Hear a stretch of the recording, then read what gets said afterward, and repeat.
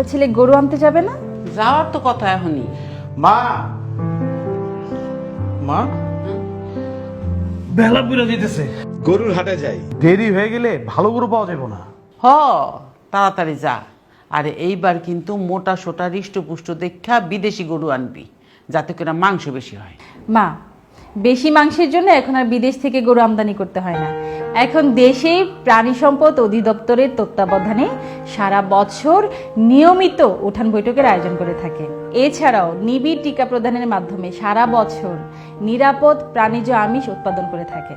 তাই বলা যায় এই দেশে বিজ্ঞানসম্মতভাবে হৃষ্টপুষ্ট নিরাপদ বড় গরু উৎপাদন হয়ে থাকে। মা, এইসব গরু যেরকম মাংস বেশি হয় তেমনি হয় সুস্বাদু। আর এখন তো দেশে এইসব গরু দিয়ে কোরবানি দেয়। তাইলে তো ভালোই হইব।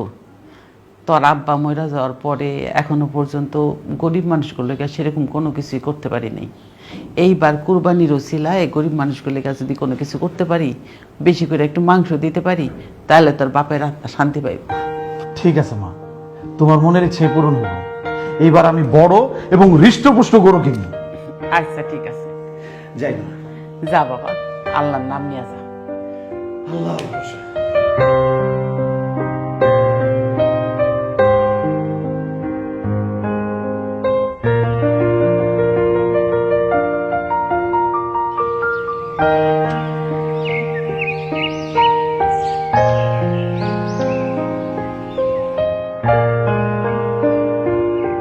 আসসালামু আলাইকুম স্যার। আসসালামু আলাইকুম স্যার। ওয়ালাইকুম আসসালাম। এত তাড়াহুড়া কইরা কই যাও রহমত? কোরবানির হাটে যাইতেছি স্যার। মা ইচ্ছা পোষণ করছে বড় দেখা গরু কোরবানি দিব, আব্বার নামে গরিবদের মাঝে মাংস বিলাইব। বাহ, খুব ভালো। তাই বাজান, গরুটা কিন্তু একটু দেখা শুইনা নিও। সব বড় গরু কিন্তু সুস্থ হয় না এবং মাংস বেশি হয় না। কোন কোন ব্যবসায়ীরা অসাধু উপায়ে গরুকে মোটা তাজা কইরা বিক্রি করে, সাধারণ মানুষকে ধোঁকা দেয়। কি কোন স্যার? বাবা, প্রতিটি কোরবানি হাটে প্রাণী সম্পদ অধিদপ্তর দ্বারা পরিচালিত ভ্রাম্যমাণ ভেটেরিনারি মেডিকেল টিম নিয়ে তুমি সুস্থ সবল গরু কিনতে পারো। দেখবা তোমার আর কেউ ঠকাইতে পারবো না। ঠিক আছে স্যার, অনেক অনেক ধন্যবাদ। আমরা তাহলে যাই। আচ্ছা, যাও। আসসালামু আলাইকুম। ওয়ালাইকুম আসসালাম।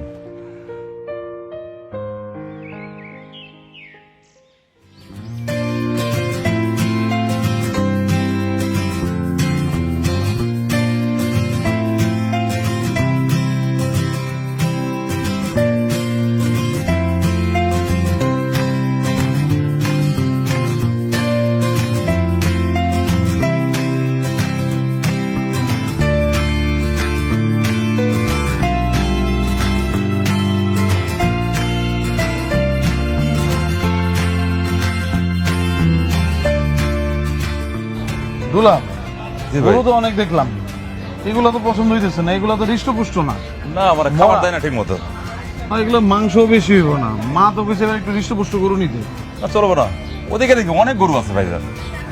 ওই ওইখানে মনে হয় ডাক্তার বসছে।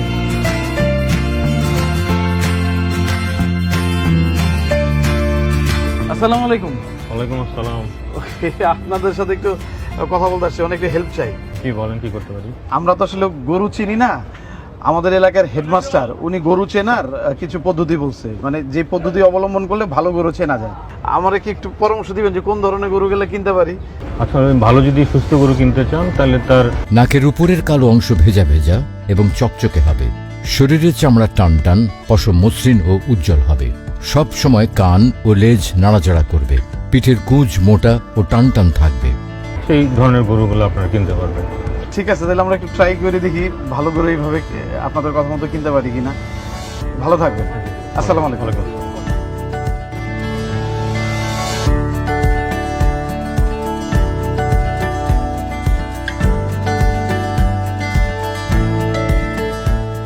মা, মা, তোমার পছন্দ মতো হৃষ্টপুষ্ট গরু নিয়ে আসছি।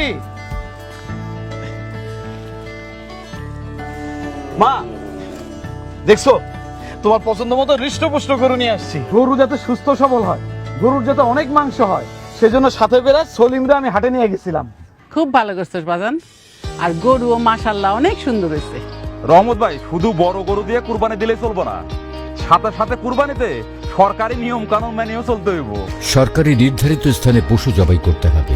পশু জবাই করার পর রক্ত, মলমূত্রাদি, নাড়ি ভুঁড়ির উচ্ছিষ্টাংশ চারিদিকে ছড়িয়ে পরিবেশে যেন ক্ষতি না হয় সে বিষয়ে বিশেষ সতর্কতা অবলম্বন করতে হবে। সরকার নির্ধারিত স্থানে বর্জ্য ফেলতে হবে। পশু জবাইয়ের স্থান ভালোভাবে ধুয়ে জীবাণুনাশক পাউডার ছিটিয়ে দিতে হবে। কি বুঝলেন সবাই? সচেতনতার এখনই শুরু। কুরবানিতে কিনে সুস্থ সবল গরু। জনসচেতনতায় প্রাণী সম্পদ অধিদপ্তর, প্রচারে মৎস্য ও প্রাণী সম্পদ তথ্য দপ্তর, মৎস্য ও প্রাণী সম্পদ মন্ত্রণালয়।